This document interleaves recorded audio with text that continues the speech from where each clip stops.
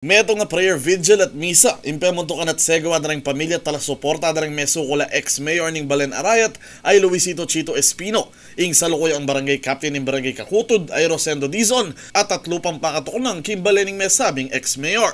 Agpangking kapatad ng Kapitan Dizon ay Mary Dizon Pidejo, iti kanong ganapan maglayong ipagit ting kaburian da rin kapamilya da rin salukuyang pakasukul, kim pata sa pamagdinig king kaso da king korte. Nya po kami may nyad ke pong mas, para po aduan miya po ingke kaming katotohanan at tamang hustisya para po karela. Nasa na po akamit de po ing tamang hustisya. Kami po impake mi keni, aduan miya mo po itang saupda na sana po abiede po karela ing hustisya, ing tama katotohanan po para karela.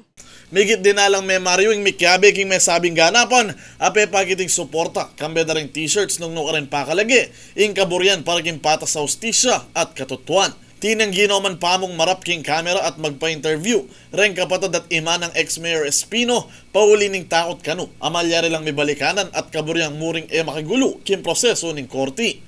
Dapat agpangking pinsa ng Espino ay Jay Calanok, dapat masagiting daralana ng pamilya dangini. Lareti maniwala kareng akusasyon at tuturo daking ex-mayor at manwala la reting alayang sala ing dating alkalde. Actually, tita ko, devastated le kasi lubos sisipan ng malyari kay ite kasi manahimik ne, balutan naman private na tao ne, ex-mayor ne. Yung kaya kaming modelo, yung kaya kaming, actually kaya kaming pisang-pisang matuwain dili, first apuya.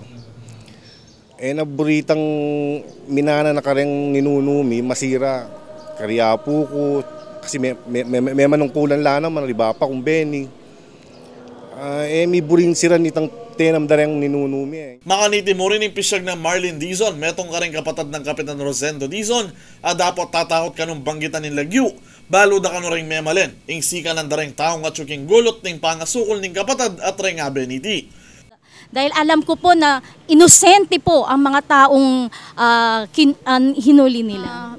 Nasa proseso na po yan, so ako wala akong karapatan na magsabi kung sino yung may kasalanan dito. Pero alam po natin na meron talaga. Pero susunod po tayo sa proseso ng hustisya na alam naman natin sa ngayon na may mga pagkakamali silang nagagawa, pero sumunod na lang po tayo kung ano po yung, alam ko naman na sabi nga, truth will set us free. At tatanda ng mismong dating alkaldeng Espino na migpasyag king akusasyon, akakit ng incumbent Mayor Emmanuel Bon Alejandrino, ing mikapakana king may sabing raid king Baleniti, kabang agad na naman tinangging Alejandrino ing may sabing akusasyon. Ako po, Paulo Marcelo para King News Force, Pampanga, Balitang Tutu, King Balen, Susuyo.